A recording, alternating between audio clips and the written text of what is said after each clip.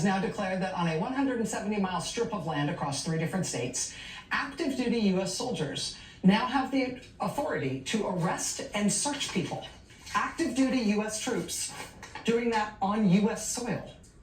Liza Goitein and Joseph Nunn at the Brennan Center for Justice tonight are calling this a slippery slope, saying, quote, if soldiers are allowed to take on domestic policing roles at the border, it may become easier to justify uses of the military in the U.S. interior in the future. Our nation's founders warned against the dangers of an army turned inward, which can all too easily be turned into an instrument of tyranny.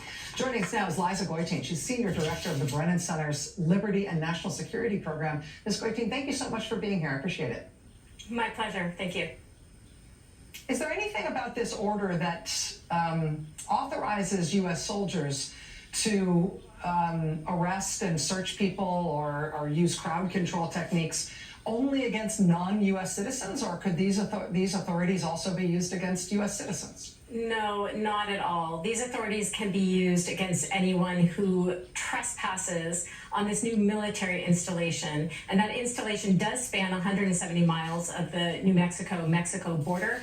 But the original memorandum actually authorizes pretty much any federal lands along the southern border to be transferred to the Department of Defense, including a 60-foot strip of land 60 feet wide that actually spans about 600 miles along the California, Arizona, and New Mexico border. So we are talking about just sort of a massive land grab that's being turned over to the Department of Defense in order to turn violations of immigration law into trespassing on a military installation. And again, I mean, that could apply to anybody who, without authorization, is on these strips of land on the southern border.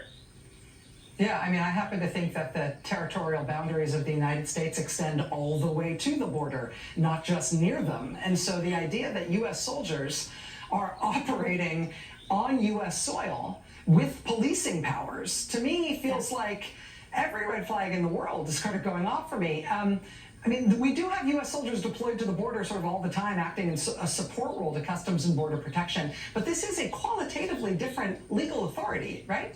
Absolutely, absolutely. I mean, what is happening here is an attempt to evade the laws passed by Congress and to usurp congressional authority, starting with the Posse Comitatus Act.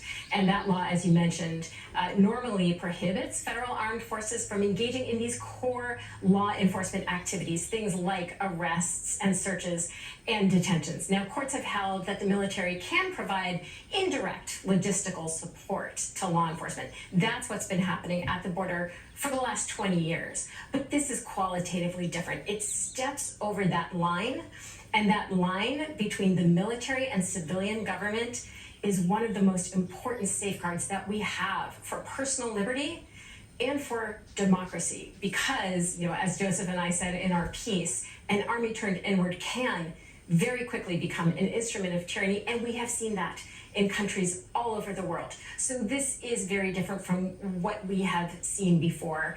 And it is an attempt to get around the Posse Comitatus Act, which ordinarily requires Congress to authorize these types of activities anywhere in the country. Liza Goitein, Senior Director of the Brennan Center's Liberty and National Security Program. This is a story that we are just starting to cover. This will not be the last time that we cover it. We'd love to have you back to talk more about it as we learn more. Thank you very much.